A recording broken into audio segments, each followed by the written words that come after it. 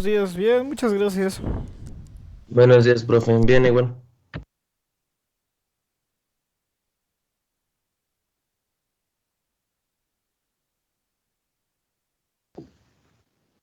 Muy bien, qué bueno.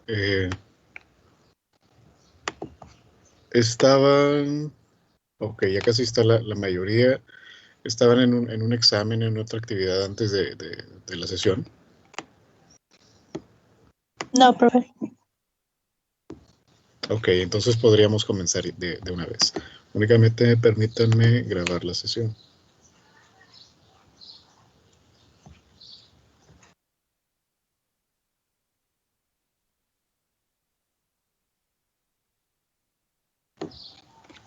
Muy bien, listo. Podríamos ya dar paso a la clase de hoy.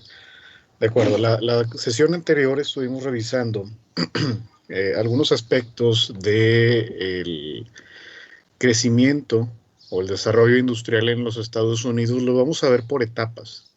Vamos a estar revisando en diferentes momentos el desarrollo económico de Estados Unidos y de manera tangencial el desarrollo político y social. Es decir, aunque en teoría lo veamos fragmentado, una unidad eh, temática, no podemos dejar de lado que tiene relación con otros elementos. Sin embargo, únicamente para fines prácticos es por eso que está segmentado.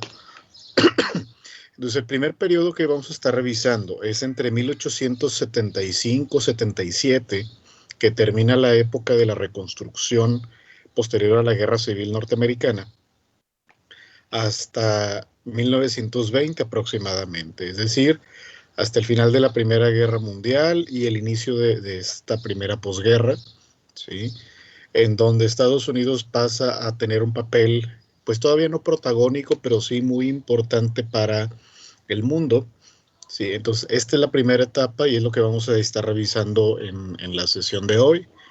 Los próximos días estaremos revisando de 1920 al 40, vamos a estar revisando este periodo de la posguerra, o periodo entre guerras, mejor dicho, en el que Estados Unidos alcanza un cenit capitalista en un primer momento. Claro, nada comparado a la actualidad, pero sí muy considerable para la época. Posteriormente está dividida la unidad en otros dos segmentos que le denominé genéricamente economía contemporánea, porque ya era muy difícil ajustarlo con la periodización estándar y con los procesos de Canadá. Entonces lo vamos a ver economía contemporánea uno y 2, ¿sí? En la que vamos, insisto, a revisar ya un periodo de la posguerra y un poco durante la Guerra Fría, ver un poco este protagonismo y este papel de Estados Unidos, pero también estaremos revisando el caso canadiense. Es un caso más particular que el norteamericano.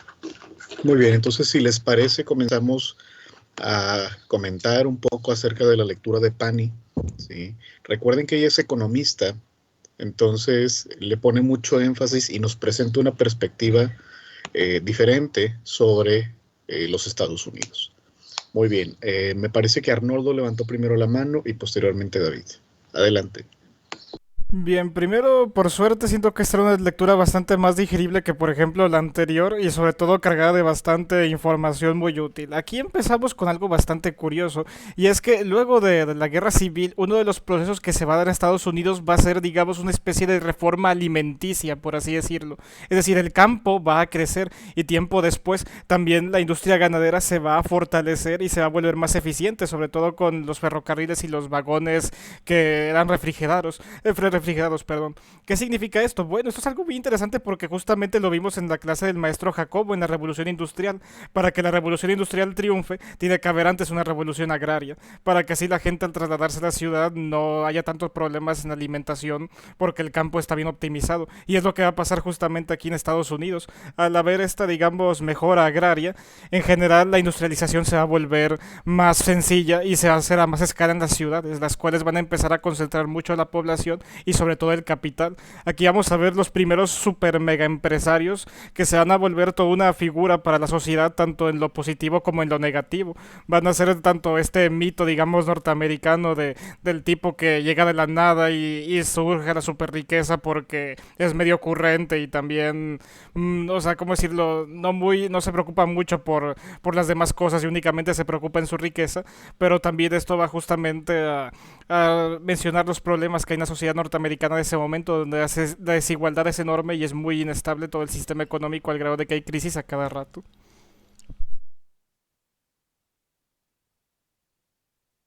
Muchas gracias, Arnoldo. Sí, definitivamente se trata de un caso muy particular, eh, en el sentido de que la industria o la economía doméstica se va a ver también influida o va a modificarse, mejor dicho, también en el ámbito alimenticio.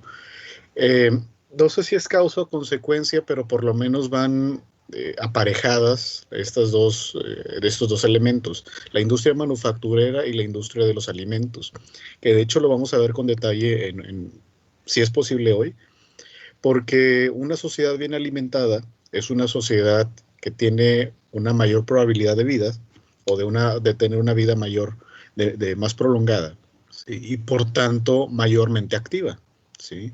Más fuerte, podríamos decir, más sana al menos, ¿sí? Para poder continuar con esas actividades. Además de que también la industria alimentaria, que es una industria básica, o mejor dicho, una industria elemental, ¿sí? No porque requiera procesos básicos, sino que satisface necesidades esenciales y básicas del ser humano, también se volvió bastante redituable. De hecho, vamos a ver que surgen un montón de marcas mundialmente conocidas en la actualidad, pero precisamente eso, no solo era satisfacer una necesidad, una demanda, sino también era una oportunidad de mercado.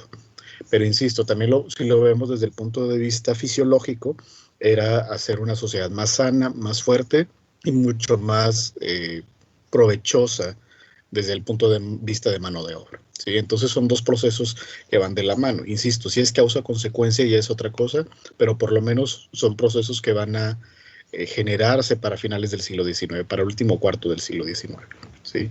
De hecho, ahora que menciona eso, les comparto un texto de un colega nuestro.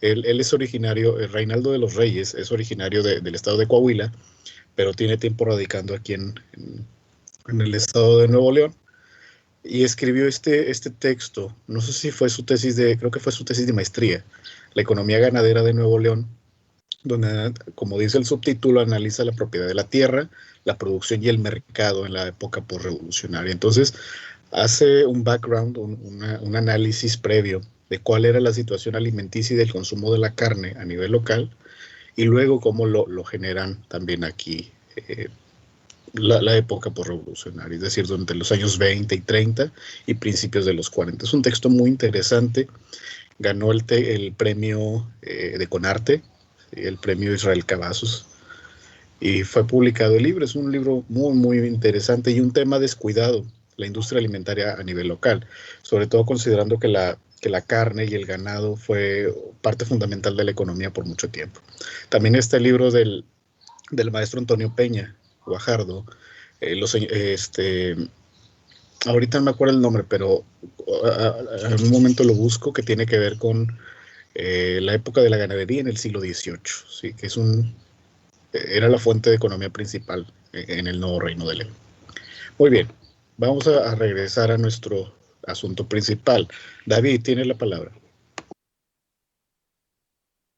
Sí, bueno, la lectura se nota más que fue escrita por una economista. Es bastante notorio el enfoque en los números, en los porcentajes y en ese aspecto. Pero mi comentario va hacia el hecho de que podemos ver que en este periodo, como nos menciona la autora, que anteriormente no se le ponía mucha atención o la gente decía, pasamos de la guerra civil a la Primera Guerra Mundial y que no se enfocaba mucho en este periodo, pero en este periodo, o por lo menos para mi percepción, podemos ver cómo inicia a formarse realmente lo que actualmente conocemos como Estados Unidos. La potencia económica, la potencia industrial, en el aspecto económico. Militar, pues es más debatible, ¿verdad? Pero en este periodo desde el fin de la era de reconstrucción hasta el inicio la década de los 20, de 1920, pues también podemos ver la formación de muchas empresas icónicas americanas. Se forma, nos menciona la lectura, se forma Sears, Macy's, Ford, GMC, JP Morgan, Citigroup, empresas que hasta a la actualidad podemos ver. También aparecen figuras como Rockefeller, la familia Rockefeller, o William Randolph Hearst, que por cierto, creo que su vida está... La película de Citizen Kane está basada en su vida. Sí, ajá. Entonces, todas estas grandes empresas multinacionales que todavía que forman el aspecto del sueño americano, de cómo hace un par de décadas la economía estaba principalmente basada en la agricultura, a pasar a una economía principalmente basada en la industria, y el hecho de que llegaran grandes olas de migrantes que apoyaron esa transición desde el aspecto de pasar de una economía rural a una economía urbana enfocada en las ciudades, pues es bastante... notable o bastante importante. También nos menciona que desde ese entonces, y yo creo que alrededor del mundo, había un cierto desprecio, un cierto rechazo hacia los migrantes que traían consigo la cultura. Y pues podemos verlo también actualmente en Estados Unidos o podemos verlo también en México, en otros países. Entonces podemos también ver que esos aspectos como de rechazo a los migrantes, pues no solamente es de la actualidad, sino que también trae un trasfondo pues de mucho, mucho tiempo atrás. Perfecto, David, muchas gracias. Usted menciona varios aspectos que algunos de ellos los iremos revisando con más detenimiento. Hay otros que, bueno, por cuestiones de tiempo no. Vamos a revisar, por ejemplo, dos situaciones. Una tiene que ver con que el hecho de que una industria o una rama de la actividad económica va a detonar otras actividades, ¿sí? El crecimiento de las ciudades va a traer consigo la aparición de nuevos servicios y de nuevas demandas y nuevas necesidades que van a tratar de ser satisfechas a partir de nuevos productos, ¿sí? De nuevos productos que a la vez detonan nuevas industrias, ¿sí? Entonces es una especie de cadena, ¿sí? En la cual se van estableciendo los eslabones conforme se vaya ampliando el mercado. Recordemos que el mercado es esta idea de la oferta y la demanda, ¿sí? Entonces vamos a ver que conforme va aumentando la población a raíz de la migración que su compañero menciona, también lo hacen las necesidades y también, por tanto, gradualmente la oferta, ¿no? Entonces, en ese sentido es como se va a ir generando también pues esta necesidad, ¿no? De ampliar la cobertura de servicios y de productos esenciales para la ciudadanía, ¿no? Eso por un lado. Y por el otro tiene que ver precisamente con el ámbito de la población.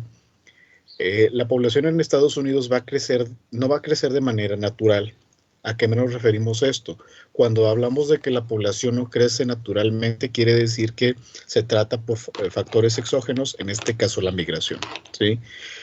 Obviamente, los norteamericanos como tal, es decir, los BAPS que ya estuvimos revisando, los blancos anglosajones protestantes, van a tener una perspectiva muy ambigua, ¿sí? o sobre todo muy maniqueísta sobre los migrantes, ¿sí? Especialmente aquellos que no vienen de la región de Europa Occidental, entiéndase principalmente Gran Bretaña. Entonces, todos aquellos que vienen de, no sé, Italia, Alemania, de la zona de los Balcanes, etcétera, van a empezar a verlos con recelo, porque si bien eran las personas que cultivaban los campos, ¿sí? y mantenían activas las fábricas, eso no va a ser, digamos, un requisito suficiente para ser aceptados dentro de la sociedad norteamericana, que me parece que en algún momento ya habíamos dicho que siempre se trató en el fondo de una sociedad bastante conservadora, ¿sí? Entonces, esta misma idea se va a replicar al momento de que las diferentes poblaciones y etnias traten de llegar a Estados Unidos. Obviamente nunca van a hacer una integración completa, siempre va a haber esta segregación que revisamos en la unidad 1, ¿sí? En la cual forman colonias aisladas, y que de hecho entre las mismas poblaciones étnicas diferentes va a haber conflictos. Por ejemplo, los irlandeses vimos cómo tenían conflicto con otros grupos sociales, ¿no? Entonces, al mismo tiempo que está creciendo la economía, también lo está haciendo la complejidad social. ¿Sí? Eso, y también hasta cierto punto ¿cómo podríamos decirlo? La aversión, ¿sí? Por no decir la xenofobia, pero por lo menos sí la aversión hacia grupos étnicos diferentes. Además, no hay que olvidar que también la población afrodescendiente recién liberada, ¿no? Entre comillas, también estaba buscando un espacio para el sustento, ¿no? Entonces va a tener que competir con hombres blancos norteamericanos pobres, ¿sí? Y con la población migrante, ¿no? Entonces se trata de un tema bastante complejo, donde la economía también tiene un factor común aquí. Muy bien, muchas gracias, David. Aquí les dejo también en el chat el libro del maestro Antonio Peña, de la economía novohispana, que también trata fundamentalmente sobre el ámbito ganadero. Entonces, podrían a lo mejor hacer un contraste y un seguimiento de las transformaciones en el siglo XVIII al XX. Muy bien, eso nada más es como dato ahí bibliográfico. De acuerdo, Miguel, y después Fátima. Gracias, prof. Ah, esta época es bien importante porque todos a menudo tenemos entendido que en el siglo XX es el siglo en el que Estados Unidos se consolida como la hegemonía mundial que es, pero aquí nos dice Erika Pani que es a partir del siglo XIX en el que Estados Unidos se consolida como una nación y una potencia industrial, y es gracias a eso que en el siglo XX va a poder consolidarse como una hegemonía mundial. Ah, Justamente este periodo posguerra de la Guerra de Secesión, a menudo lo romantizan bastante como el periodo de la industrialización y del progreso y de la marcha imparable hacia adelante del progreso humano y todo esto del darwinismo social.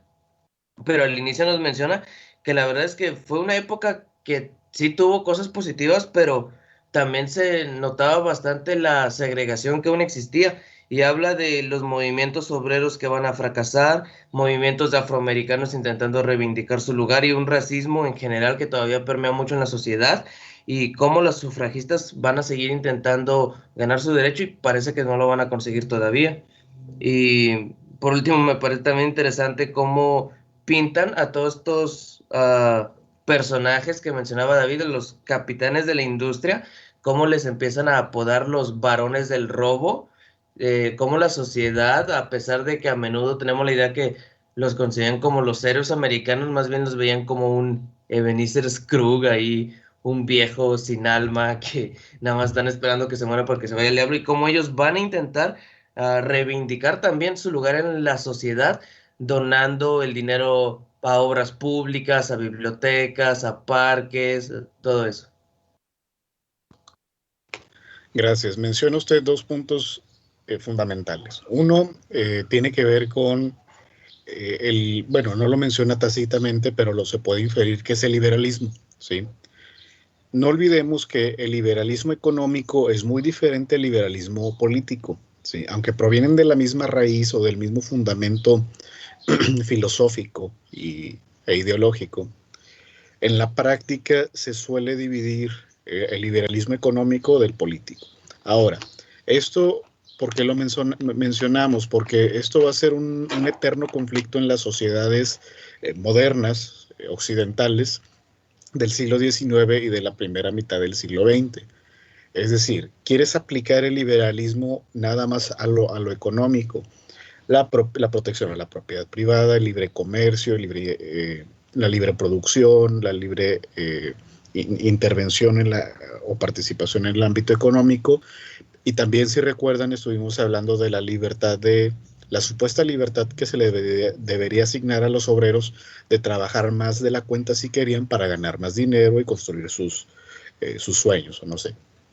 Sí. Sin embargo, en el ámbito político no eran tan liberales los norteamericanos, ¿sí? ¿A qué nos referimos? A que limitaron demasiado o bastante la libertad de asociación sindical, por ejemplo. De hecho, hoy día Estados Unidos todavía tiene una deficiencia de sindicatos, o al menos de organizaciones mutualistas, podríamos decir, que velen por los derechos de los trabajadores. Sí, pero en ese momento era aún más, especialmente considerando que las ideologías socialistas y anarquistas estaban en su apogeo, ¿sí? En el último cuarto del siglo XIX. Y por el otro lado también el derecho a las mujeres, aunque se les va a otorgar el voto relativamente temprano, en 1913, durante toda la segunda mitad del siglo XIX y principios del XX, la primera década del XX, va a ser una eterna lucha por grupos de mujeres que van a exigir los derechos políticos, sobre todo porque hay que entender que muchas mujeres, aparte del derecho político como tal, también ya estaban insertas en el mercado laboral, ¿sí? Entonces, suena un poco inverosímil, ¿sí? O resultaba en la época inverosímil el hecho de que una mujer sí pueda proveer o generar mano de obra, ¿sí? En las fábricas, digo, cosa que no era nueva en Inglaterra, por ejemplo, ¿sí? Pero no gozar de derechos políticos, ¿sí? Sí ser productiva económicamente, pero no participar de lleno en el ámbito político. Entonces, en ese sentido, los sindicatos y los derechos sufragistas, ¿sí? Van a ser una constante lucha y que van a tener sus reveses, sobre todo el lado sindical, ¿sí? Porque va a haber tiempos en que van a florecer, como en la época de los 30, como ocurre en otras partes del mundo, incluyendo México, y otras partes en que van a ser sumamente reprimidos, como en la época de los 20, ¿sí? Entonces eso por un lado, la cuestión de diferenciar el liberalismo en económico y político. Y la otra cuestión tiene que ver con esto, con lo de los grandes titanes de la industria, esta idealización que se hace de los fundadores de las grandes fábricas norteamericanas, que esto más bien se puede apreciar desde un punto de vista historiográfico, ¿sí? Porque si bien la opinión pública de la época rechazó muchas veces o criticó abiertamente a estos magnates de los negocios, tampoco podía negar que eran parte fundamental del motor económico de los Estados Unidos, ¿sí? Entonces, a partir de este criterio es que podríamos entender cómo viene su recuperación o la transformación de su imagen ya no en el ámbito de la opinión pública, sino desde la perspectiva historiográfica, sobre todo para los años 40. Cosa que también, si recuerdan, ocurre a nivel local, aquí, ¿sí? Como los Isaac Garza e hijos, los Ferrero, los Ferrer, los Calderón, etcétera, todas estas familias, los Garza, los Muguerza, los Sada, etcétera, todas estas familias prominentes del ámbito local, cómo fueron ensalzados y han sido todavía, no se les ve como seres humanos cotidianos, sino como seres, pues no sobrenaturales, pero por lo menos sí especiales hasta cierto punto, por ser los detonadores de la industria, ¿sí? Entonces, algo similar ocurrió en Estados Unidos, pero décadas antes, ¿sí? Entonces, bueno, esto es más bien desde el punto de vista del análisis historiográfico y creo que todavía nos falta mucho por explorar ahí. Pero si recuerdan, y creo que lo comentamos en alguna ocasión, cuando se hizo esta crítica hacia los miembros de la guerrilla de la Liga de 23 de septiembre que asesinaron a Eugenio Garza Sada, ¿sí? Hace un par de años, Pedro Salmerón, San Ginés, un historiador de la Ciudad de México, probablemente lo ubiquen, hizo unas declaraciones muy interesantes diciendo que deberíamos replantearnos la idea de los motivos que llevaron a los guerrilleros a cometer actos delictivos, o mejor dicho, a cometer actos de reivindicación, ¿sí? Entonces aquí a nivel local, si se acuerdan, se hizo un escándalo, un revuelo, porque cómo podrían justificar, cómo era posible que podían justificar los acontecimientos de septiembre del 73, ¿sí? En que mataron a Eugenio Garza Sada y cómo era posible. De hecho, vetaron a este historiador de Nuevo León, el Congreso hizo un veto como persona non grata, se le retiró del cargo que tenía en la Ciudad de México, etcétera, a Pedro Salmerón. Entonces todavía sí siguen revestidos de un manto sagrado, que digo, está bien, no hay ningún problema, pero también necesitamos ser un poco más objetivos desde el punto de vista historiográfico, pero todavía es muy difícil, como se pueden ustedes dar cuenta. Pero bueno, esta es más una apreciación personal. De acuerdo, Fátima, tiene la palabra. Sí. Bueno, yo nada más quería comentar, porque pues ya comentaron todo, lo del ferrocarril. Bueno, desde hace mucho yo me hacía la pregunta de cómo es que Estados Unidos sí, había llegado a ser una potencia tan grande desde ya muchísimo tiempo, ¿verdad? O sea, aquí habla desde 1800, 1900.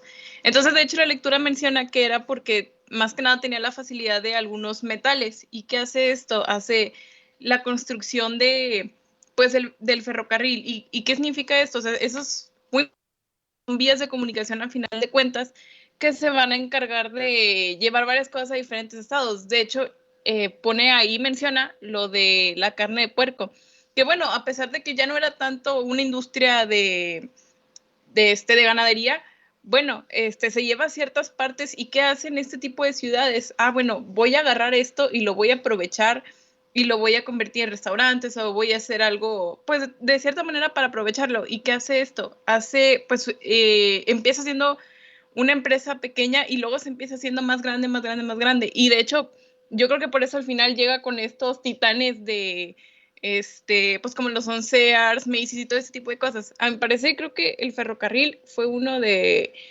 pues así decirlo, de las cosas más importantes que tuvo Estados Unidos para llegar a progresar tan alto, porque hace mucho había tenido una clase con Tirso en el que me tocó exponer un tema muy similar, y Tirso de hecho me decía, porque me lo explicó a mí porque tenía duda, sobre por qué hacen ese tipo de cosas las potencias mundiales. Y pues, o sea, más que nada, sobre todo Estados Unidos, porque es la potencia mundial, aunque ahorita pues China le está haciendo la competencia.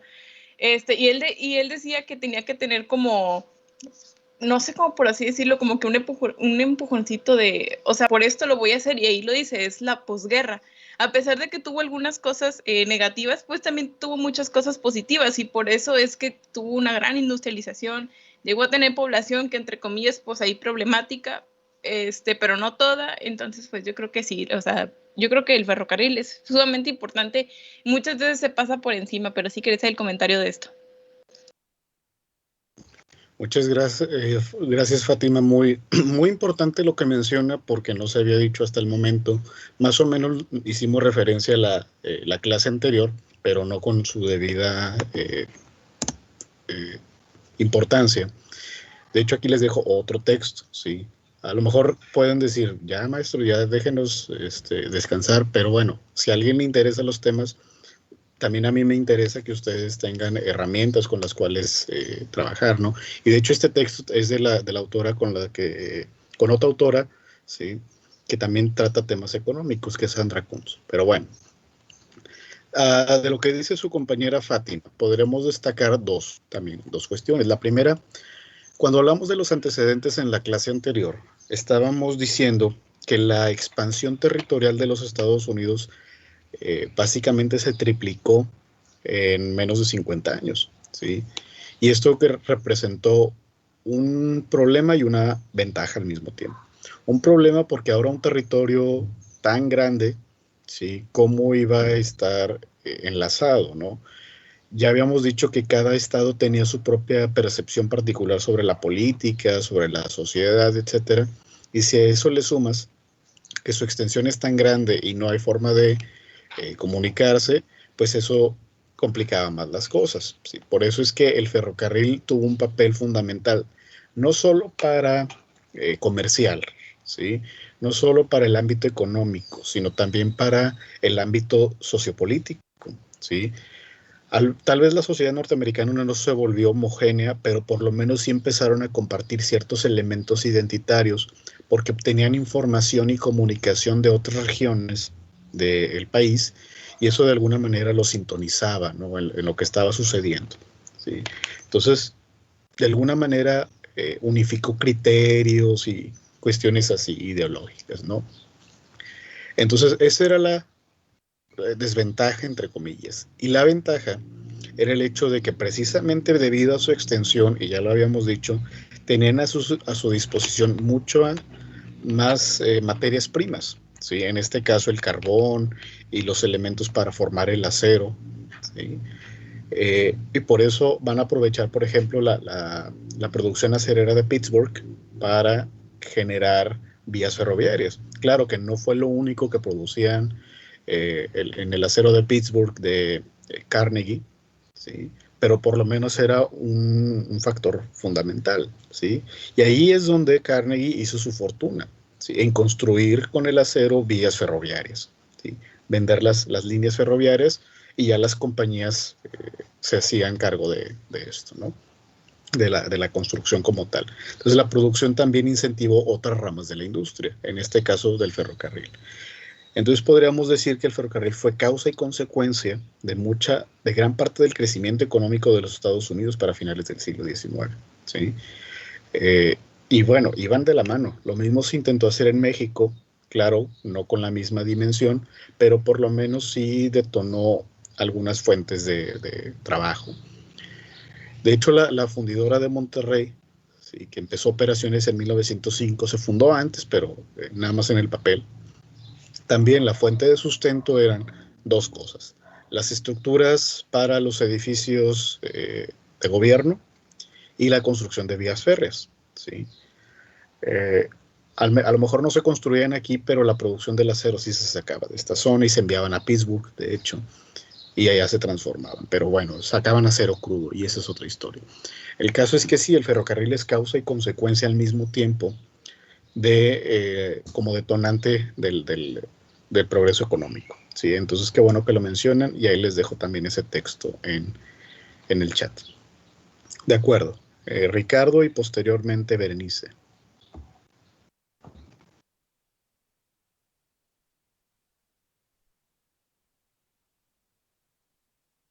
Ah, bueno, a mí, bueno, igual que la compañera Fátima, pues la lectura nos dice que hubo dos razones por las que se tuvo este desarrollo económico en Estados Unidos, que pues primero fue la materia prima fundamental para la industrialización y pues la segunda, pues las vías de comunicación. Y bueno, de esto último, pues me llama la atención que Sears lo tomó para poder crecer tanto su empresa de catálogo, que bueno, ahorita lo veo como si fuera el Amazon del pasado y creció demasiado. Y también que, bueno, ellos construyeron un edificio que fue el más grande del país en ese momento y el cual se volvió el emblema de la economía estadounidense. Y bueno, me llama la atención cómo aún en la actualidad el poder económico se puede representar en los edificios, como lo fue las Torres Gemelas, bueno, antes de que se cayera. Y también algo que me llamó la atención fue que, bueno, estos nuevos ricos que les llamaban varones ladrones, o sea, solo para limpiar su reputación, empezaron a construir bibliotecas, fundar hospitales, universidades, pero realmente no es porque ellos quisieran hacer algo por la gente o algo, simplemente para verse bien. Gracias. Gracias a usted, Berenice, por su participación. Definitivamente, regresamos otra vez con el ámbito de los supuestos grandes titanes de la industria, es decir, no les quitamos el mérito, pero sí también hay que ver que muchas de sus acciones estaban justificadas o pretendían ser justificadas por la ganancia, ¿sí? O por la supuesta libertad ampliada hacia diferentes sectores que no fuera la élite económica. Sin embargo, vamos a ver que eso es bastante cuestionable. Sí, que trataron de limpiar su imagen dando dinero para la construcción de escuelas o para mantener hospitales. También lo hicieron con un doble propósito, cosa que se sigue haciendo hasta el momento para evadir impuestos, ¿sí? Era una forma bastante, está mal que lo diga, pero bastante inteligente de evadir los impuestos, ¿no? Entonces siempre buscaban la forma de que la exención de impuestos fuera aplicable por mucho tiempo, que se extendiera por mucho tiempo. ¿Sí? Entonces les salía más económico invertir en hospicios o en centros de rehabilitación mental, por ejemplo, que pagar impuestos al gobierno. ¿Sí? Entonces, al final de cuentas, siempre buscaron esta estrategia, ¿no? Y por el otro, bueno, definitivamente las comunicaciones se van a volver también una parte esencial de lo que están, de la comunicación y de la conexión económica. Dice Elías que si podría mencionar lo que está hablando Aida. Sí, de hecho es lo que estamos recuperando. Menciona dos cosas: la importancia del ferrocarril y el replanteamiento de la imagen de los fundadores de las industrias norteamericanas. En resumen es eso, Elías. Entonces, definitivamente se trata de varios elementos complejos que van a estar involucrados en este proceso, ¿sí? Entonces, También mencionó, por ejemplo, de las cuestiones de los grandes centros comerciales, bueno, de las grandes, pues sí, pues no es un centro comercial, pero sí tiendas especializadas como Sears, por ejemplo, que no eran nuevas, no eran conceptos nuevos. Ya estaba Liverpool, fábricas de Francia, que se habían fundado en Europa. Estados Unidos tomó lo esencial de ello, estos grandes almacenes, que no eran bodegones nada más, sino que eran tiendas muy elaboradas para atraer al consumidor o a los consumidores, y hacían esto, ¿no? La venta por catálogo, también implementaron las ventas por crédito, lo que hoy hace Electra, FAMSA y compañía, también no es un concepto nuevo, ¿sí? Se hacía desde hace tiempo. Entonces la venta por catálogo, la venta en almacén, los envíos por Federal Express, por ejemplo, ¿sí? Es decir, cosas que tenemos hoy en día, pero que ya existían antes, entregas a domicilio y cosas de estas, ¿sí? Que precisamente el ferrocarril es lo que vino a permitir. Insisto que tampoco era un concepto nuevo, pero sí innovador, ¿sí? O por lo menos mejorado de lo que había existido en Europa hasta el momento, ¿sí? Entonces, insisto, fábricas de Francia, Liverpool, el Palacio de Hierro, ¿sí? Son tiendas muy, muy antiguas, pero que no alcanzaron el mismo, eh, no utilizaron las mismas estrategias que lo hizo Sears u otras grandes almacenes de la época, ¿no? Y que, insisto, hoy en día es el mismo concepto, nada más que actualizado. Ahora tenemos internet y tenemos los aviones que trasladan todas estas mercancías. Entonces, muy bien, muchas gracias, Berenice, por su comentario. Ricardo, creo que cuando se le cedió la palabra no tenía el micrófono activado. Entonces, Ah, adelante. no, es que me hablaron justo en ese momento y pues no pude activar el micrófono. Algo también importante es que Estados Unidos, a partir de este tiempo, de la guerra de secesión, pues no tiene un conflicto generalizado, no es Europa, o sea, Europa creció mucho, pero los propios reinos e imperios que habían ahí y sus propios conflictos, pues limitaban mucho muchas veces. Y también es interesante cómo Estados Unidos no tuvo colonias, bueno, sí tuvo, pero no en el sentido inglés o en el sentido africano como lo hemos visto.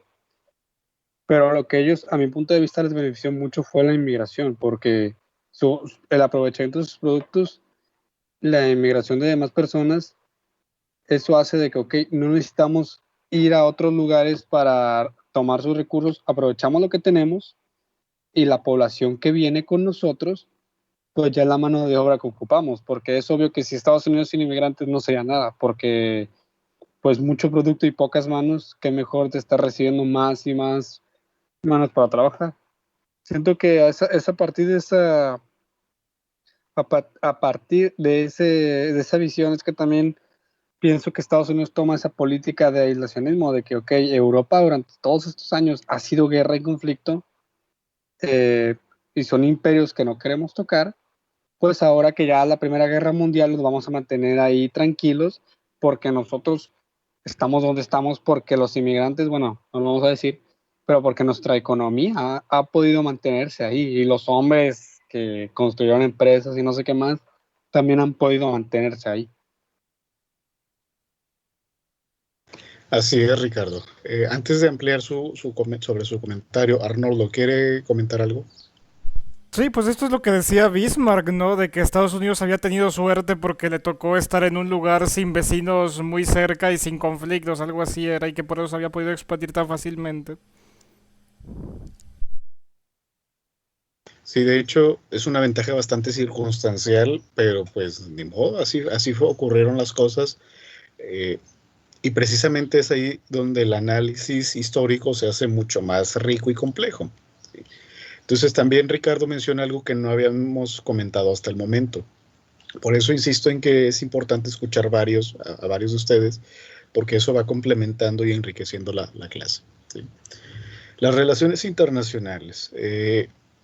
Estados Unidos, desde que fue independiente o desde que estableció la independencia, se mantuvo como un país bastante aislado, ¿sí?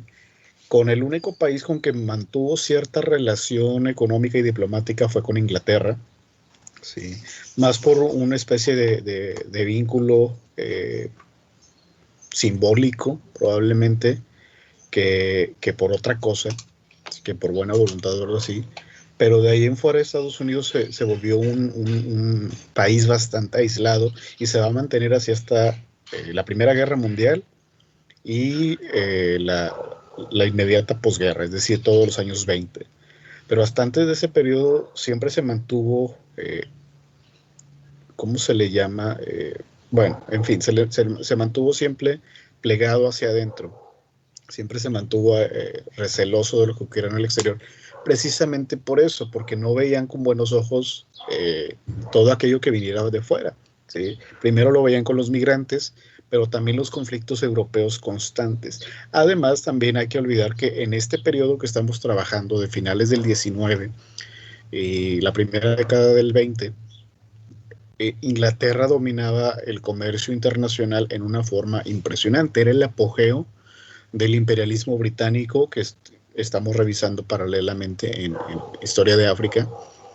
Entonces, prácticamente Inglaterra no tenía competencia alguna a nivel mundial. Entonces, esta otra circunstancia también favoreció mucho el fortalecimiento de la economía interna norteamericana.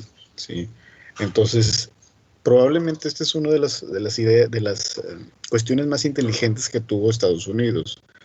Antes de aventarse a un escenario mayor, como lo era la economía internacional, primero fortaleció la economía interna, ¿sí? Lo cual va a representar una gran ventaja al momento de, por ejemplo, al final de la guerra, que va a ser la única potencia posible para ocupar un lugar como lo había llevado a cabo Gran Bretaña hasta ese momento, ¿sí?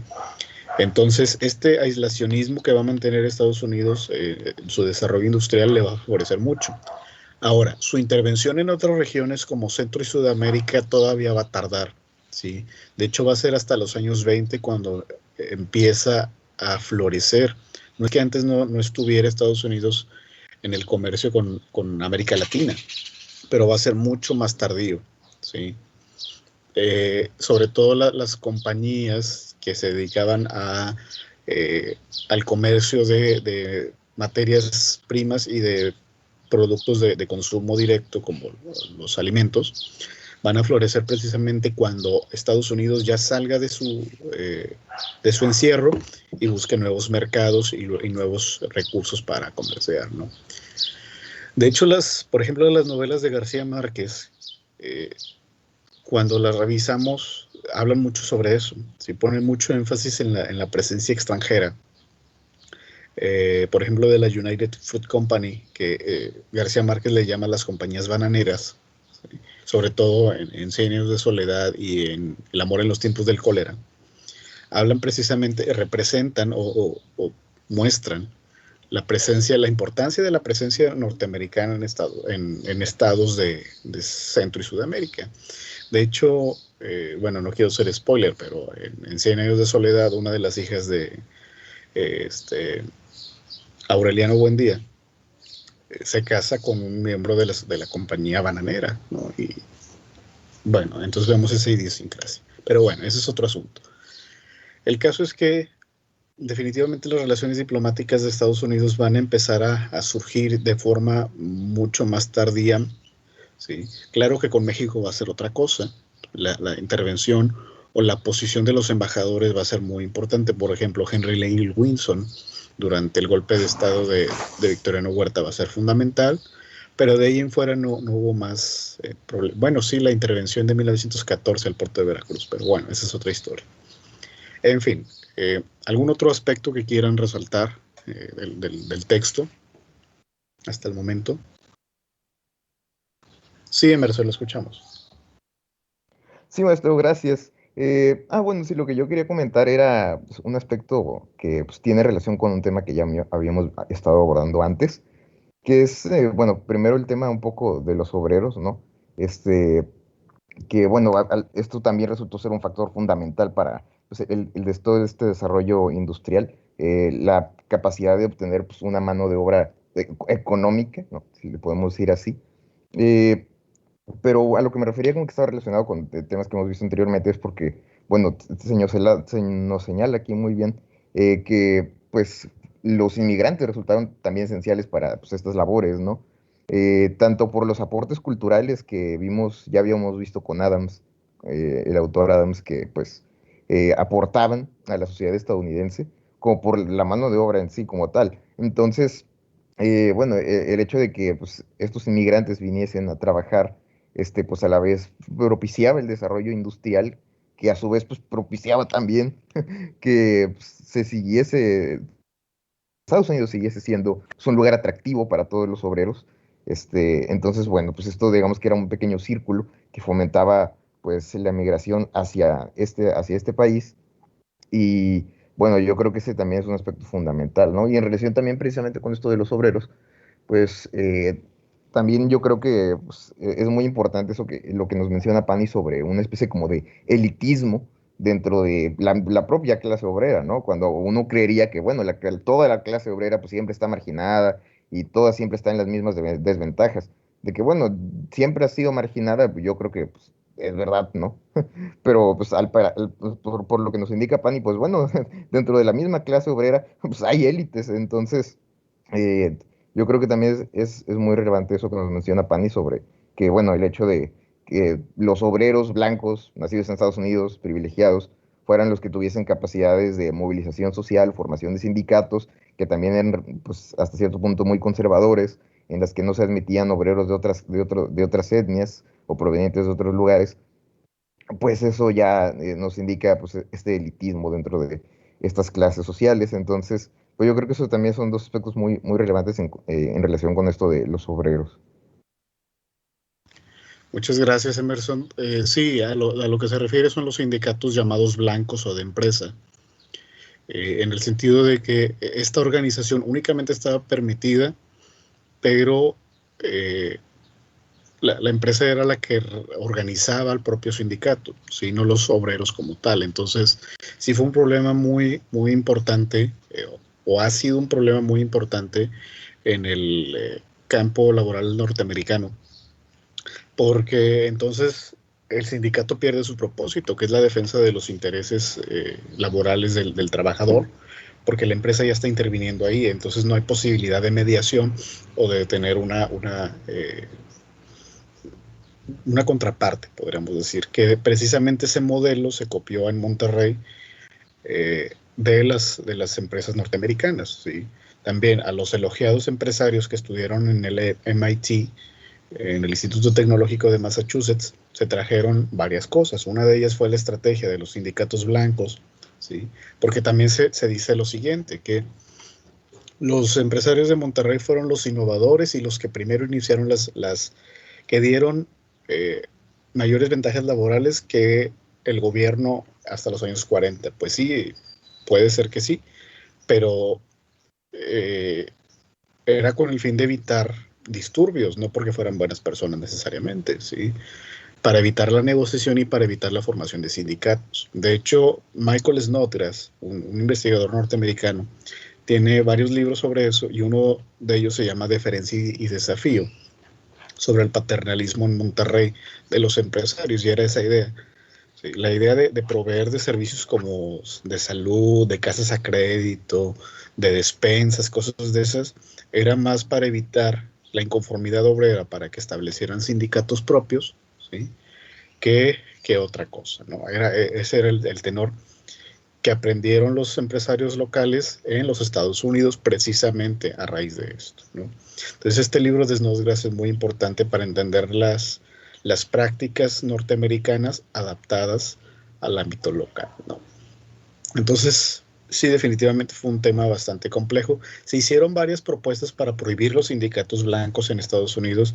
La mayoría de ellas fracasaron. También se rechazó el derecho a la huelga.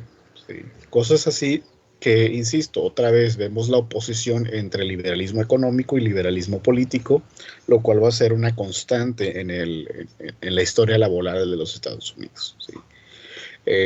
Y bueno, sobre el ciclo de migración, pues yo no diría que fuera un pequeño círculo, sino que era un gran círculo, un círculo masivo inclusive, en la que la llegada de migrantes nutría la planta laboral y esta a su vez ampliaba la producción, lo que generaba mayor producto y ampliaba el rango de consumo, ¿no?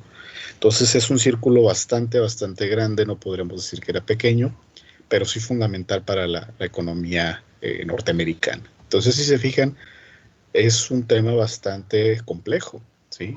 Y únicamente estamos hablando del periodo de 1875 a 1920 aproximadamente, ¿sí?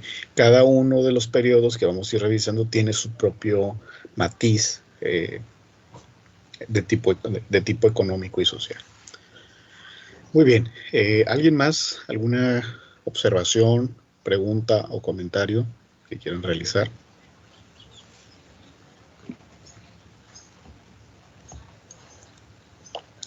Muy bien, entonces permítanme por favor compartir mi pantalla. Aquí es donde nos habíamos quedado, que las circunstancias o los antecedentes, si no las causas, por lo menos sí los antecedentes de este crecimiento inusitado para Estados Unidos frente a otras economías del ámbito regional, incluso la propia Canadá se va a quedar muy lejos de este panorama, considerando su dependencia a las limitantes establecidas por el Imperio Británico, ¿sí? Aunque ya vimos que Canadá se volvió bastante autónomo en este mismo periodo, no lo va a hacer tanto como para implementar una economía extensiva, ¿sí? Además que la rivalidad de Quebec-Ontario también va a ser un factor que no va a permitir unificar planes o criterios de expansión nacional, ¿sí? Recuerden que Quebec siempre se va a mantener con bajo una idea sí liberal, pero provincialista, ¿sí? Mientras que Ontario va a optar por algo un poco más conservador, pero con perspectivas nacionales o federales, ¿no? Entonces, estos factores los podríamos considerar como elementos que no van a permitir la detonación de la economía canadiense a gran escala, ¿sí? La dependencia del Imperio Británico hacia el Imperio Británico y la rivalidad Ontario-Quebec que va a mantener este sesgo. Por eso, insisto, lo vamos a ver un poco más adelante. Ahora, algo de lo que mencionaban anteriormente que tiene que ver con las vías del ferrocarril. Si se fijan, en un lapso de 20 años, las vías férreas prácticamente conectaron a todo el país, ¿sí? En el mapa superior es lo que les decía en la clase previa, la clase del martes, que prácticamente todas las líneas conectaban únicamente la costa este, ¿sí? Algunos puntos del sur y sureste de los Estados Unidos, y tímidamente entraban hacia el medio oeste, y la línea más extensa era la que iba hacia San Francisco, pero ya dijimos que era por una cuestión estratégica. Bueno, dos. Una, por transportar las mercancías desde y hacia el este, ¿sí? Es decir, las que llegaban al Pacífico trasladadas hacia el este, y también el oro, ¿sí? Que era la actividad principal de San Francisco para la época. Esa era la idea de construir esta línea férrea. Sin embargo, si volteamos a ver hacia 1890, como el mapa ya tiene más estrías, ¿sí? de conexión, ya se extienden, por ejemplo, hasta la Florida, hasta el sur de Texas, ¿sí? Que de hecho esas líneas que ven en el sur de Texas son las que se conectan hacia Monterrey, bueno, Nuevo Laredo, Monterrey, y luego hacia la Ciudad de México. De hecho, en Monterrey se establece la primera línea, el primer tendido importante hacia 1885-86, cuando se estaba construyendo la línea hacia el sur de Texas. Igual ya aparece en el mapa Seattle y Los Ángeles. Entonces vemos cómo se va aumentando la población, los centros poblacionales y el tendido de líneas férreas. Entonces es más que evidente la importancia que va a adquirir este medio de comercio y de comunicación. Y también de transporte, porque entonces la población europea que llegaba a las costas de Nueva York, por ejemplo, ¿sí? En la isla Ellis, para incorporarse a Estados Unidos, podrían movilizarse a otras regiones que se dedicaran a actividades económicas diferentes a la industria a través del ferrocarril, ¿sí? Entonces, si se dedicaban a la minería, podían llegar a San Francisco, o si se dedicaban a la agricultura, podían fácilmente trasladarse al medio oeste, ¿no? Entonces, lo que vimos en la unidad 1 ahora queda un poco más comprendido con este mapa, en el sentido de que la migración no se aisló por completo en el este, ¿sí? Sino que siguió su transcurso o su movilización hacia el oeste, ¿de acuerdo? Entonces, ahí es donde vemos la importancia del ferrocarril y la trascendencia con la cual fue avanzando. ¿Alguna pregunta u observación hasta aquí? Bueno, muy bien. Entonces, bueno, ahí es lo que les quería mostrar, ver las transformaciones de las vías de comunicación. Bueno, ahora, vamos a ver que las características, aquí lo vamos a ver de forma sintética, las características de la economía industrial norteamericana del último cuarto del siglo XIX y principios del siglo XX, ¿sí? Del lado derecho ya habíamos hablado un poco de esto, de las materias primas como base elemental de la producción y de las comunicaciones y transportes, que es lo que habíamos visto aquí. También, por ejemplo, la introducción del telégrafo, ¿sí? para hacer regular o para mantener activa la red de comercio, ¿sí? Entonces se usó más con propósitos comerciales que políticos, tanto el ferrocarril como el telégrafo, ¿sí? También esta época se va a convertir en un periodo de innovación e invención tecnológica muy importante, ¿sí? Siempre se va a tratar de buscar la forma más eficiente de producir, es decir, obtener la mayor ganancia con el menor esfuerzo o con la menor inversión. Entonces, si tienes productos, ¿sí? o maquinaria que te facilite la producción, tu índice o tu margen de ganancia aumenta, ¿sí? Por eso se va a apostar mucho por las nuevas tecnologías o las tecnologías nuevas para la época, ¿sí? Desde el punto de vista de la industria química, ¿sí? para procesos de la producción, o de maquinarias o de recursos diferentes. Por ejemplo, la luz eléctrica, ¿sí? Aunque va a tardar en aplicarse a la industria, sí va a ser una innovación esencial. Para principios del siglo XX, muchas fábricas, como la de Ford, ¿sí? va a empezar a sustituir lentamente las máquinas impulsadas por vapor y van a empezar a utilizar electricidad, lo que va a permitir no solo hacer más eficiente el trabajo, sino extender los turnos laborales de noche, por ejemplo, ¿sí? Que no era cosa recurrente. Entonces ahora ya puedes trabajar 3 turnos y duplicar o triplicar la producción, ¿sí? Entonces, esta ventaja estratégica que va a representar la energía eléctrica va a ser fundamental aplicada desde el punto de vista industrial, ¿sí? Entonces, favorecer la producción, o eficientizarla y ampliar los turnos de producción. Por otro lado, también se empiezan a formar esquemas de inversión o esquemas de asociación económica muy particulares que no eran del todo conocidos, por ejemplo, en Europa, ¿sí? o no eran muy...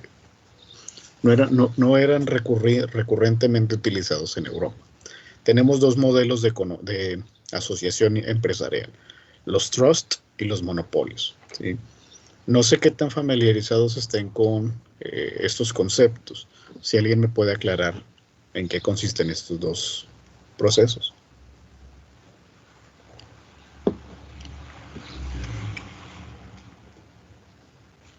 Los trust y los monopolios. Bueno, pues el monopolio, pues creo que es un concepto con el que la mayoría está familiarizado, que es básicamente que una empresa tome el control absoluto digamos, de la producción y de la venta de un cierto tipo de producto, haciendo que las otras no puedan competir de ninguna manera, ya que son compradas o destruidas inmediatamente. Pero los trolls, sinceramente, no sé qué sean. Ok, ¿alguien está familiarizado? Gracias por su participación. ¿Alguien está familiarizado con el concepto de trust? Eh, Me sonaba y la verdad lo googleé para ver si era. Ujú. Es que bueno, trust es de confianza o de confiar. Así que simplemente en término empresarial es que varias empresas confían entre sí mismas o hacen tratos entre sí mismas y se hace una especie de monopolio, pero sin ser de una misma empresa. Simplemente es, no sé, Google solo va a trabajar con Apple, por decir. Así que si quieres negociar con ellos, pues tienes que ser solo de esa empresa, pero no es uno con uno, son un grupito de empresas y eso hace que pues sea muy difícil para otras poder hacer negocios o conseguir tal recurso de calidad porque no eres esa empresa grande. Ok, va más o menos por ahí el concepto de trust. Vamos a empezar con el de monopolio y luego revisamos el otro. ¿Sí? El monopolio ya lo dijo bien su compañero anterior. Se trata de el dominio sobre una actividad económica y la competencia prácticamente no existe. Por ejemplo, vamos a revisar el caso de Rockefeller, ¿sí? El magnate del petróleo en la época. ¿Sí? Para el periodo que estamos hablando, fácilmente había cerca de 300 empresas dedicadas a la extracción y venta de crudo o de derivados del petróleo. Suenan demasiadas, pero muchas de ellas eran compañías locales y reducidas a la producción y venta local. ¿Sí? Entonces, no son las grandes empresas como Pemex, por ponerlo de algún lado, que por cierto Pemex es un monopolio. ¿Sí? Parcialmente. Pero bueno, el caso es que Rockefeller ideó una estrategia para ampliar la producción con tecnología de punta de la época y eso hacía más económico la extracción y la transformación y la venta del producto, del petróleo en este caso. ¿Sí? Entonces bajaba el precio del petróleo y otras compañías que, insisto, eran compañías locales y muy pequeñas, pues no tenían la misma capacidad de competencia que Rockefeller y sus compañías y su compañía. Por eso no sobrevivían, se iban a la quiebra rápidamente porque Rockefeller era una competencia muy fuerte con precios bajos para el petróleo. ¿Sí? Entonces estas compañías en quiebra, Rockefeller las compraba. ¿Sí? Y empezó a comprar compañías petroleras a lo largo de todo el país bajo su propio mando. ¿Sí? Entonces llegó un momento en que en el 90% de la producción del petróleo, de la extracción de petróleo, eran propiedad de Rockefeller. ¿Sí? El 90%. ¿De acuerdo? Entonces, prácticamente las empresas que quedaban insisto, eran muy aisladas o no representaban una ventaja económica para Rockefeller para adquirirlas. ¿Sí? Entonces, es el dominio sobre una actividad económica con prácticamente nula competencia. Ese es el caso de los monopolios. Y el otro, la formación de trust, más o menos lo decía su compañero, se trata de un grupo de confianza, ¿sí? Pero más que una asociación, se trata de que una empresa empiece a generar sus propios insumos para evitar comprar a otros, ¿sí? Y esas compañías quedaban en manos de los socios o de los familiares. ¿Sí? Vamos a poner un ejemplo local. Cuando la cervecería Cuauhtémoc empezó a producir cerveza hacia 1890, se dio cuenta de que podría aumentar el margen de ganancia si producía sus propias botellas, las propias corcholatas y su propio hielo, ¿sí? Porque la cerveza se empezó a consumir fría, cosa que era una innovación también para la época, sobre todo considerando las condiciones climáticas y otras cosas. ¿Sí? El caso es que, insisto, ahí es donde surge hojalata y lámina, ¿sí? Para producir, bueno, no se llamaba así al principio, pero la idea era producir las propias corcholatas, porque hasta antes de eso las botellas de cerveza se sellaban con un corcho, ¿sí? Como el vino, pero no mantenía el gas, ¿sí? No mantenía la gasificación, el agua, bueno, la cerveza no mantenía el gas con los corchos, ¿sí? Entonces tuvieron que idear otra forma. Entonces, por ejemplo, todos los vinos espumosos como la champaña no tienen un corcho, si se dan cuenta, tienen un tapón, ¿sí? para mantener el carbonato dentro, y por eso cuando se abre surge la espuma, ¿no? Entonces algo más o menos se buscaba para las botellas de cerveza, para dejar de usar el corcho. Entonces se buscaron muchos métodos, pero ninguno satisfacía las necesidades del producto. Entonces se optó por las corcholatas, ¿sí? Entonces, en lugar de comprarlas en otro lado de la República o en Estados Unidos, hicieron un departamento exclusivo para la producción de corcholatas y tapar las botellas. También intentaron hacer una empresa de vidrio que fracasó el primer intento a finales del siglo XIX, y luego abrieron otra en 1909, lo que es Vidriera Monterrey, ¿sí? Para producir sus propias botellas, ¿sí? Y reducían el costo porque ellos mismos hacían la inversión y la ganancia, y obtenían ganancia. Luego también para el traslado crearon cartón titán, ¿sí? Entonces ellos también producían sus propias cajas para transportar la cerveza, y así sucesivamente, ¿sí?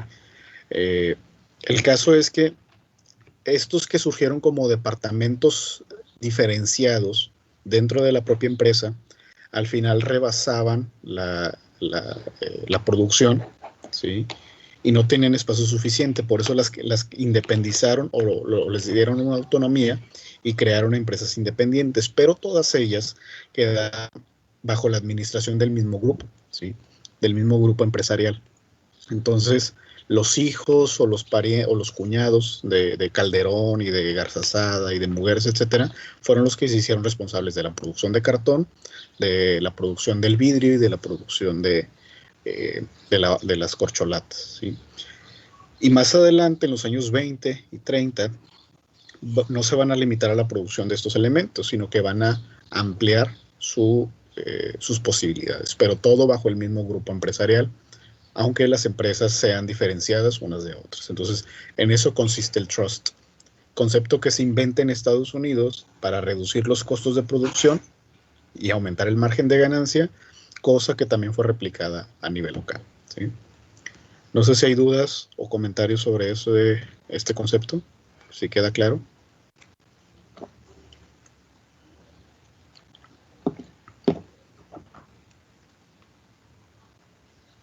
Bueno, supongo que queda muy claro. Entonces, estas dos estrategias empresariales fueron muy recurrentes al finales del siglo XIX. Sin embargo, se empezó a hacer mucha crítica, especialmente en el tema de los monopolios, porque entonces se contradecía el concepto de libre mercado, ¿sí? Y muchos otros empresarios y representantes en el gobierno empezaron a criticar la magnitud de la presencia de Rockefeller, por ejemplo, en el caso del petróleo, ¿no? Sin embargo, pues no se hizo mucho esfuerzo por terminar con los monopolios, por lo menos mientras Rockefeller estuvo vivo. Cuando falleció, entonces sí se empieza a hacer una legislación más fuerte sobre los monopolios, hasta que al final Rockefeller, bueno, los descendientes de Rockefeller empiezan a vender parte de sus acciones y se establecen otras compañías petroleras, pero mientras era el magnate del petróleo, ¿sí? Entonces tenemos también a Cornelius Vanderbilt, que fue el magnate de la producción, en la construcción de las vías férreas, ¿sí? A él se debe casi toda esta primera etapa, la del mapa superior, de los ferrocarriles, ¿sí? También vemos a Andrew Carnegie, que él era el magnate del acero en Pittsburgh, que también generó muchas innovaciones para la fundición y la producción de acero.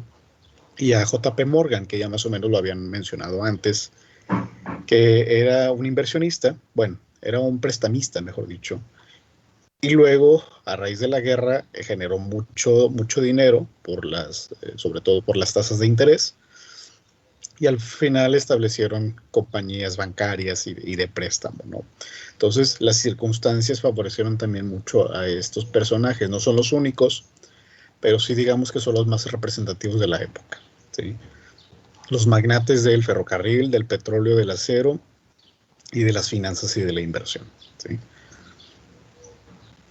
Adicionalmente, podemos señalar que, sobre todo para finales del siglo XIX y principios del XX, se da el inicio de lo que llamamos ahora consumismo, es decir, el consumo a gran escala, especialmente de productos que no son de primera necesidad, ¿sí? O que no eran de primera necesidad, por lo menos en el momento, ¿sí? Por ejemplo, los electrodomésticos. Empiezan tímidamente a aparecer algunas patentes, ¿sí? Para facilitar el trabajo en el hogar, ¿sí? También los automóviles, ¿sí? Cosas que no eran necesarias, ¿sí? Pero que facilitaban mucho la vida. Lo que nosotros hoy en día llamamos los gadgets, en la época, pues eran cosas que para nosotros ahora son cotidianas. Las lavadoras, los refrigeradores, cosas de estas, que insisto, no tienen la tecnología de hoy o que tuvieron en los años 50, pero por lo menos ayudaban a preservar los alimentos y a facilitar la movilidad, ¿no? Entonces, si el consumismo tiene esta característica, empezar a adquirir productos que no son necesariamente de primera necesidad, pero que sí facilitan mucho la vida. O te venden la idea de que te facilitan la vida, no necesariamente es así.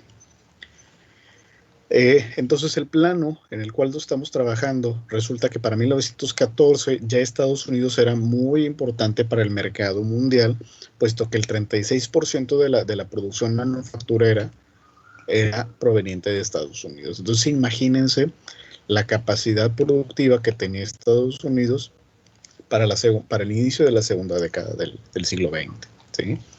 Entonces retomamos un poco de lo que decíamos anteriormente, ¿sí? Para el final de la Primera Guerra Mundial no había otra potencia económica disponible que permitiera o que ayudara en la reconstrucción y en la recuperación económica del mundo, ¿sí? Entonces es cuando Estados Unidos, precisamente en este periodo, cuando empieza a salir de su aislacionismo y empieza a aumentar su participación a nivel mundial y que no se va a detener sino hasta la época de la Gran Depresión, ¿sí?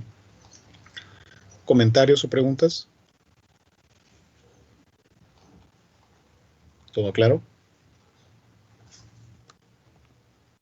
Muy bien, seguimos entonces.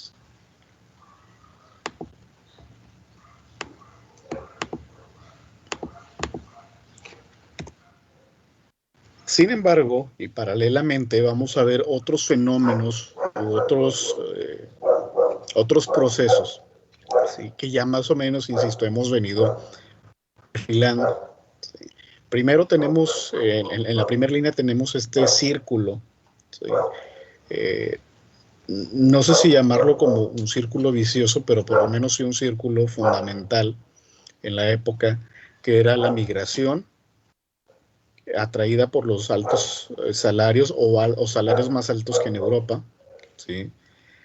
Y estos migrantes se constituían como mano de obra barata, ¿sí? Podían trabajar por menos dinero respecto a los norteamericanos, por ejemplo, y a su vez esto aumentaba la producción, el consumismo y atraía a más migrantes, ¿no? Este es un poco el círculo que decíamos anteriormente, que uno de sus compañeros mencionaba, y que a la larga, insisto, se va a convertir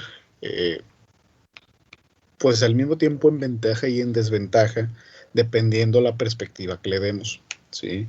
No se trata de criticar la migración, sabemos que es un fenómeno natural y constante e histórico, sino se trata de entender por qué, cómo se inserta o qué parte de la cadena resulta ser este eslabón, ¿no? Entonces ya más o menos lo perfilamos en la unidad 1. Lo único que podríamos recuperar aquí son dos cosas. Uno, tiene que ver con la adaptación cultural, tanto de los migrantes que llegan a Estados Unidos como de los norteamericanos hacia los migrantes, ¿sí? Porque esto, insisto, va a generar varios conflictos y varios roces entre diferentes grupos étnicos que a la larga podrían haber sido potenciales conflictos locales o localizados, ¿sí? Y una amenaza para el ámbito de lo público y también para la producción, ¿sí? Por eso se trató en la medida de lo posible de reducir la llegada de grupos migrantes de regiones no necesariamente occidentales con ese fin, ¿no? Para no saturar el mercado, pero también para evitar mayores conflictos con la población nativa, bueno, con la población norteamericana anglosajona y con los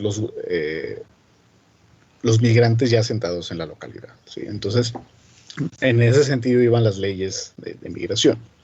Eso por un lado. Y por otro, tenemos la influencia política e ideológica que llegó desde Europa. Estos migrantes no solo venían con costumbres familiares y sociales, sino también con una cultura política muy diferente a la norteamericana, sobre todo porque, insisto, en Europa estaba muy en boga, ya lo dijimos, las corrientes socialistas y anarquistas que propugnaban la igualdad entre las personas, evitando las clases sociales, y por eso traían esta idea del sindicalismo. Entonces, la formación de sindicatos se generó regularmente por migrantes que procedían de regiones como Italia, por ejemplo, o Francia, que traían, insisto, estas tendencias. Hay que entender que Europa estaba pasando por una serie de procesos de transformación bastante radicales, ¿sí? En la que la élite liberal estaba en contra, ¿sí? Entonces muchos migrantes encuentran en Estados Unidos un campo de cultivo o un ambiente propicio para difundir sus teorías y propuestas de equidad laboral, de justicia también de tipo laboral, y eso se podía lograr a través del sindicalismo, ¿sí? Entonces, insisto, esa también fue una constante lucha que mantuvieron los locales y los migrantes, ¿sí? Durante varias décadas. Y en la imagen de arriba es bastante ilustrativa por esta reivindicación o por esta búsqueda en la asignación de derechos políticos hacia las mujeres, ¿sí?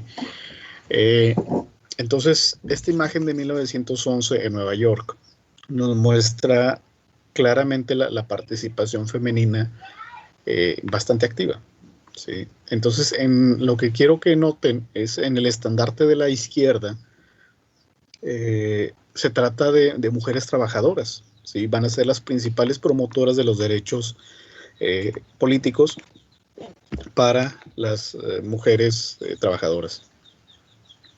De hecho, ahí si se fijan, se trata de un sindicato, ¿sí?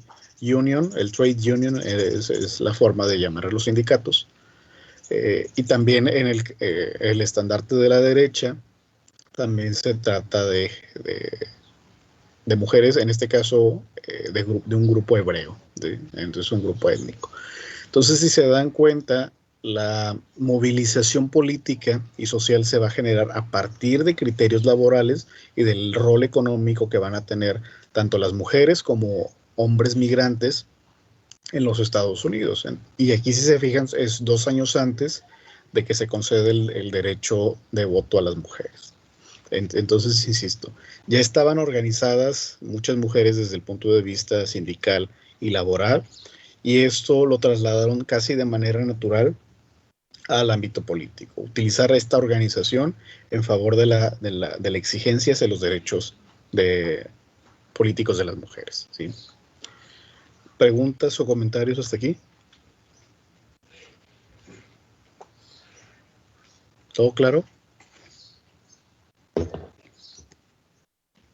Perfecto. Entonces tenemos... Nada sí, más hay dígame. algo que, bueno, ya no corresponde a esta época, sino más a la actualidad con Estados Unidos y en general del mundo occidental, que es que todavía todos los países que forman parte de la OTAN no les gustan nada los sindicatos, no les agrada el sindicalismo. El único es Francia, y por su pasado.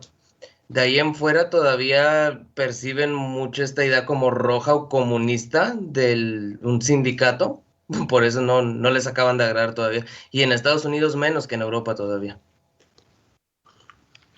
Así es, porque en teoría esto atentaba con la libertad de acción de los empresarios, ¿no?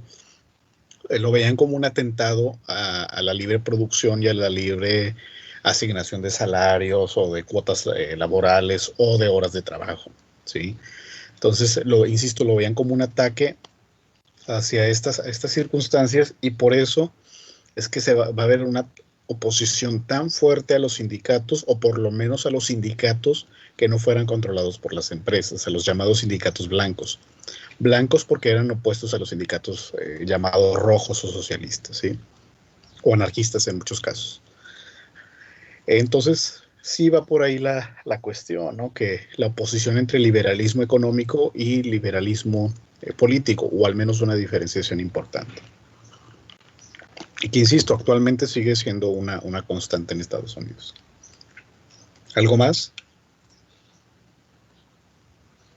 De acuerdo, seguimos entonces. Bueno, otro proceso del que no habíamos tratado mucho, o al menos lo habíamos tratado a grandes rasgos, ¿sí? Es que el crecimiento demográfico también va a detonar el crecimiento de las ciudades, ¿sí? Esta es una tendencia común y una tendencia histórica bastante importante, ¿sí? En el que, muchas de las actividades económicas se van a concentrar en lugares específicos y que van a empezar a poblarse y también van a requerir de cierta infraestructura para satisfacer las necesidades públicas. En este caso, los servicios del gas, de luz eléctrica, que esto va a ser un poco más tardío, ¿sí? De drenaje, ¿sí? De transporte, de tiendas para comestibles, de escuelas, de centros médicos, etcétera. Entonces, toda esta infraestructura va a ser necesaria y también va a ser una fuente para obtener recursos, ¿sí? Es decir, muchas empresas se van a dedicar a satisfacer todos estos elementos. No va a ser como en México, que muchos de estos servicios los ofrecía el Estado, ¿sí? Recuerden que esta oposición a la intervención estatal va a ser recurrente, por tanto estos servicios van a ser regularmente privados. Más adelante también va a haber los servicios telefónicos, ¿sí? Y otras de tantas innovaciones. Servicios telefónicos privados, ¿no? En casa. Antes nada más se tenían en oficinas públicas o en lugares como los cafés y cosas así. Sí. Entonces, estas imágenes son muy representativas o nos dicen mucho de lo que ocurría en Estados Unidos en diferentes partes, ¿sí? Por ejemplo, en la parte inferior izquierda tenemos en San Francisco el famoso tranvía que sube y baja por las diferentes colinas o las calles que están muy inclinadas, que vemos en las películas, o si alguien ha ido a San Francisco. Pero vemos aquí todavía cómo era un servicio bastante rudimentario, pues utilizaban la fuerza animal para mover los vagones del tranvía. Para finales del siglo XIX ya van a ser eléctricos y las redes de tranvía en San Francisco por lo menos y en otras zonas del país van a ser muy importantes para transportar a la población local, ¿sí? ¿A dónde? Pues a sus centros de trabajo, ¿sí? O a las tiendas, a los almacenes para comprar lo que necesitan para sus casas, ¿sí? Entonces también satisfacían esta necesidad para obreros o trabajadores y para personas que iban a comprar a los almacenes. Precisamente la innovación de la energía eléctrica aparece en Estados Unidos y vemos en la parte superior una calle en Nueva York que es la primera que utilizó el sistema eléctrico para iluminarse en 1882. Este invento de Thomas Alva Edison de la corriente directa sorprendió, digamos, al mundo. Entonces, esa noche de 1882 se dio a conocer al mundo esta innovación tecnológica, sobre todo demostrar que era aplicable a las grandes ciudades, en este caso Nueva York, ¿sí? Claro, al principio va a ser muy difícil, porque si recuerdan la historia, la corriente directa va a ser muy problemática, puesto que sobrecalentaba tanto los focos como las fuentes de generación. Ya hasta muchos años después se utilizó la fuente alterna de Tesla, pero para el momento era algo sorprendente y que empezó a buscarse la forma de aplicar y sacarle provecho a esta innovación tecnológica más allá de las calles urbanas. Y por el otro lado, del lado derecho, vemos el mapa o el croquis del metro de Nueva York, que también va a ser uno de los primeros del mundo. Claro que desde antes ya estaba el subterráneo de Londres, 50 años antes por lo menos, pero también nos habla de la forma de movilizar a las personas en unas ciudades en constante crecimiento y con tanta actividad económica como lo era en Nueva York, ¿sí? En este caso vemos que las primeras líneas de ferrocarril, en este caso elevado, ¿sí? Va a ser de 1885 y el subterráneo, como requería más infraestructura, inversión y tecnología, se abrió hasta 1904 la primera línea subterránea, ¿sí? Pero ahí nos habla de cómo es el sistema del metro y buscar las ventajas, ¿no? De hecho, si notan, esta línea de 1900 es como la línea de Monterrey actualmente, ¿no? Es decir, son pocas, pero con siglo y medio de diferencia. Entonces, todavía falta esa cultura del transporte público masivo, ¿sí? Ok, ¿preguntas o comentarios hasta aquí? No, profe. Ok. Muy bien, solo falta una diapositiva, vamos a terminarla de una vez para ya avanzar con otras cosas. Es lo que decíamos también, la industria alimentaria, cómo se va a modificar, sí, que a la larga le van a buscar las ventajas para mantener una sociedad más sana y por tanto económicamente más activa. Sí, entonces, por ejemplo, Coca-Cola va a ser uno de estos casos que ustedes saben, la historia popular, que Pemberton lo estaba buscando hacer un sustituto o una especie de fórmula médica para revitalizar el cuerpo y cosas así, y al final genera una bebida diaria, ¿sí? Pemberton la inventa, pero luego otro sujeto, que ahorita no me acuerdo el nombre, compra la receta y empieza a producirla hacia finales del siglo, ¿sí? Se empieza a vender en tiendas y cosas así. Que de hecho Pemberton estuvo en la guerra civil y quedó con varias secuelas físicas por los daños y por eso está buscando esta fórmula para aliviar los dolores. Y por eso utiliza cocaína, hojas de cocaína para el extracto de la hoja de la cocaína para hacer su fórmula, por eso es Coca-Cola, ¿no? Y de hecho, también para principios del siglo XX se empieza a acusar al dueño de la Coca-Cola, ya no Pemberton, sino que él compró la receta, de que estaba envenenando a Estados Unidos por utilizar drogas como la cocaína, ¿sí? O por lo menos utilizarlo en un grado elevado, ¿sí?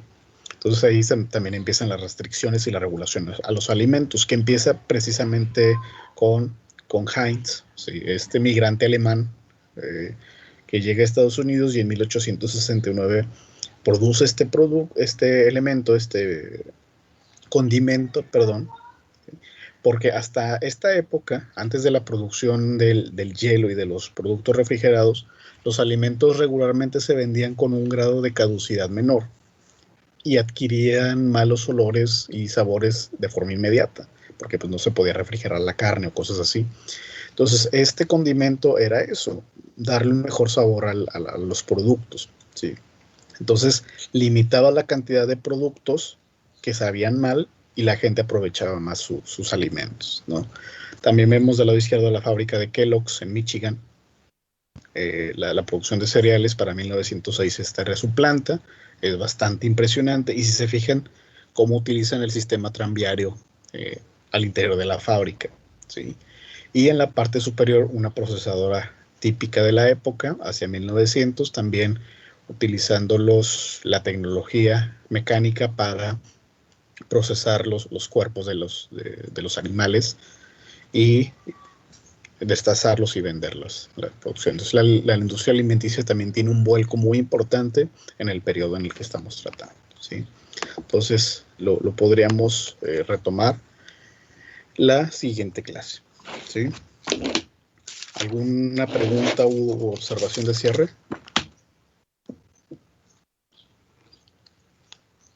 ¿Cómo dijo, profe? Que si alguien tiene alguna pregunta o comentario. Ok, perfecto. Muy bien. La siguiente sesión vamos a pasar a al siguiente periodo. Sí. Al periodo de entreguerras. Vamos a ver un poco qué pasa con Estados Unidos, precisamente en esta ruptura de su aislacionismo.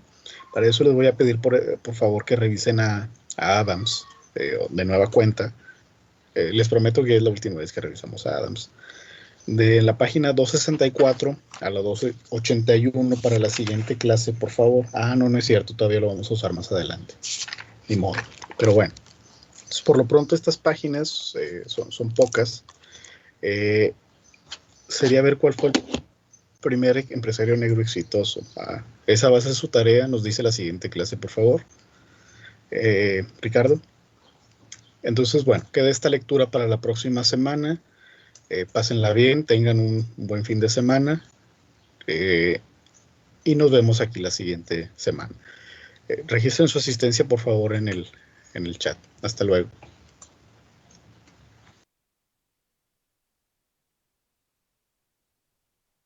Nos vemos, muchas gracias.